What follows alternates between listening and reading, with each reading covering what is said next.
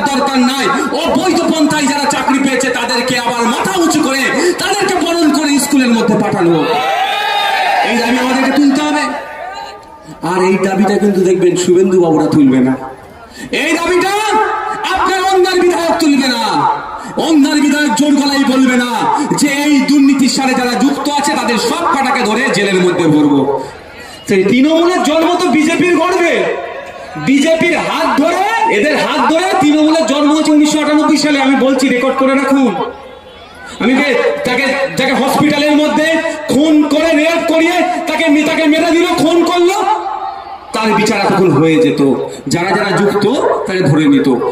CBI বলছে নাকি 54 থেকে 55 জন ওই সিসিটিভিতে ঘোরাফেরা করছিল, দেখতে পেয়েছে, কিন্তু সিবিআই তাদেরকে চিনতে পারছে না তারা কারা। হতে পারে দিল্লি থেকে এসেছে তো সিবিআই, ওই জন্য এখানকার মানুষকে চিনতে পারছে না। আর চিনার জন্য সহজ পন্থাকে পেপারে অ্যাড দিয়ে দাও, টিভিতে খবর চালিয়ে দাও, সোশ্যাল মিডিয়ায় ওই মুখগুলোকে গোল গোল করে ছেড়ে দাও, যে সিবিআই দাবি করবে যে এই কজন 40 থেকে 50-55 জন কারা, এদের ঠিকানাগুলো একটু বলে দিন তো, আমরা জিজ্ঞাসাবাদ করবো।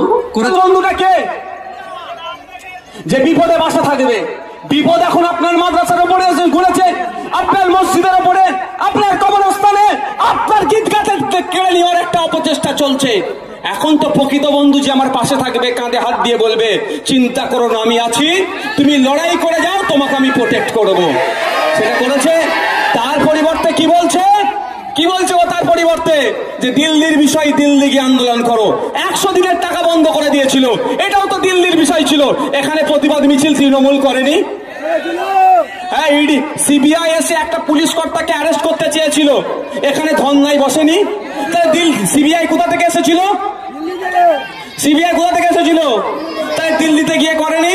তাই সময় এসেছে এই বছর, এবার 2026 সাল আসছে, ভোট চাইতে আসলে বলবে চলে যাও দিল্লিতে গিয়ে ভোটটা দাও।